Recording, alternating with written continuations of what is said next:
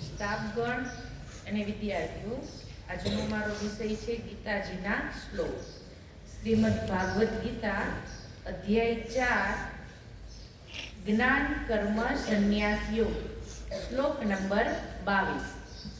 યતચ્છા લાભ સંતુષ્ટો દ્વંદ્વાતીતો વિમત્સરઃ સમઃ સિદ્ધા વસિદ્ધો ચ કૃત્વાપી ન નિબધ્યતે.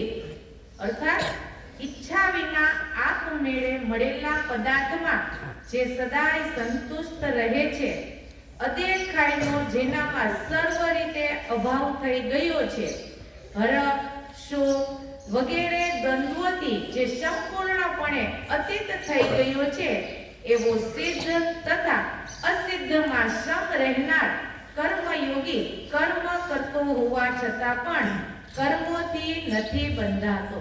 ઈચ્છા વિના એટલે કે તમારી ઈચ્છા ન હોય પણ આપ મળે, પ્રભુ કૃપાથી તમને મળી જાય છે, એમાં સદાય સંતુષ્ટ રહે છે કે પ્રભુની આટલી ઈચ્છા છે તો મને આટલું જ મળ્યું છે. ટૂંકમાં કોઈને વધારે મેળવવાની ઈચ્છા નથી, જે છે એમાં સંતોષ પામે છે, એને ક્યારેય કર્મ બંધન કરતું નથી.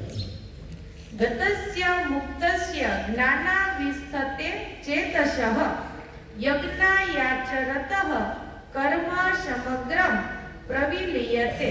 અર્થાત કે જેની આસક્તિ સર્વથા નાશ પામી ચૂકી છે, જે દેહ અભિમાન તથા મમત્વ વિનાનો થઈ ચૂક્યો છે, જેનું ચિત્ત નિરંતર પરમાત્માના જ્ઞાનમાં સ્થિત રહે છે, એવા કેવળ યજ્ઞ સંપાદનને અર્થે કર્મ કરનાર મનુષ્યના સમસ્ત કર્મો પૂર્ણ રીતે વિલીન થઈ જાય છે. એટલે કે જે પરમાત્માને જ માને છે તેના કર્મ ક્યારેય એળે જતા નથી, એના તમામ કર્મો છે એ પ્રભુમાં વિલીન થઈ જાય છે.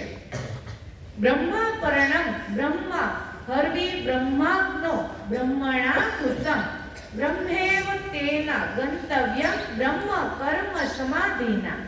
અર્થાત બ્રહ્મ યજ્ઞ કે જેમાં અર્પણ એટલે કે શ્રુવા આદિ ઉપકરણ પણ બ્રહ્મ છે, હવન કરવા માટેનું દ્રવ્ય પણ બ્રહ્મ છે, બ્રહ્મરૂપી હોતા દ્વારા બ્રહ્મરૂપી અગ્નિમાં હોમવારૂપી ક્રિયા પણ બ્રહ્મ છે, અને સર્વત્ર બ્રહ્મ વૃદ્ધિ કરવા રૂપી બ્રહ્મ કર્મમાં સ્થિત રહેનાર એ યોગીને મળનારું ફળ પણ બ્રહ્મ જ છે. અસ્તુ.